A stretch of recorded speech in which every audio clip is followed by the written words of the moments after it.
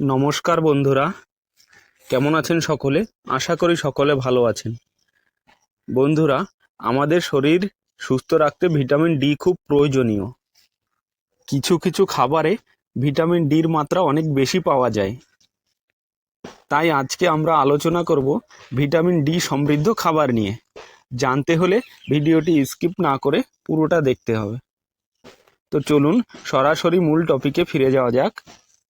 বন্ধুরা, প্রথমত আলোচনা করব দুধ। দুধে অধিক মাত্রায় ভিটামিন ডি পাওয়া যায়, যেটা আমাদের শরীরের জন্য জরুরি। তাই প্রতিদিন আপনি আপনার খাদ্য তালিকায় 1 গ্লাস করে দুধ রাখতে পারেন। এবং যারা দুধ খেতে পারেন না বা দুধ খেয়ে সহ্য করতে পারেন না, তারা টক দই খেতে পারেন। টক দই হাড় মজবুত করে এবং হজম ক্ষমতা উন্নত করে।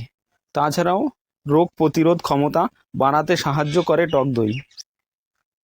দুপুরে লাঞ্চের পর আপনি নিয়মিত টক দই খেতে পারেন।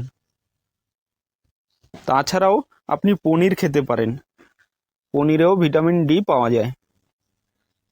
এছাড়াও মাছ মাংসেও যথেষ্ট ভিটামিন ডি রয়েছে, বিশেষ করে সামুদ্রিক মাছ এবং cod liver oil. Cod liver oil vitamin ডির অন্যতম সেরা উৎস। তাছাড়াও রয়েছে ডিম।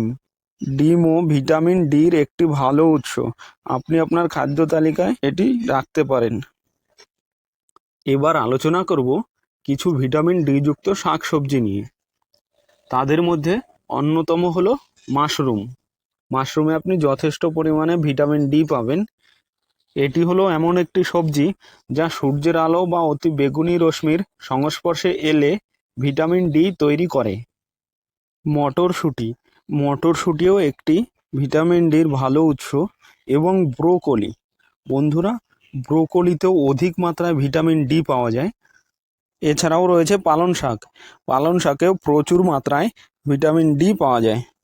বন্ধুরা, আপনার শরীরে যদি অধিক মাত্রায় ভিটামিন ডি এর ঘাটতি থাকে, তাহলে আপনাকে একজন চিকিৎসকের পরামর্শ নেওয়া উচিত। কেননা তিনি আপনাকে আলাদাভাবে ভিটামিন ডি সাপ্লিমেন্ট দিতে পারেন। এছাড়াও কমলা লেবুর জুস আপনি খেতে পারেন। এটি খেয়ে আপনি আপনার শরীরের ভিটামিন ডি এর ঘাটতি পূরণ করতে পারেন।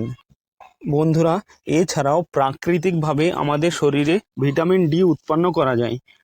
তো প্রাকৃতিকভাবে ভিটামিন ডি এর প্রধান উৎস হলো সূর্যের আলো। তাই প্রতিদিন কিছু সময় হলেও আমাদের রোদে থাকা জরুরি। তো বন্ধুরা, আজকে এই পর্যন্তই। I am Rony. Thanks for watching.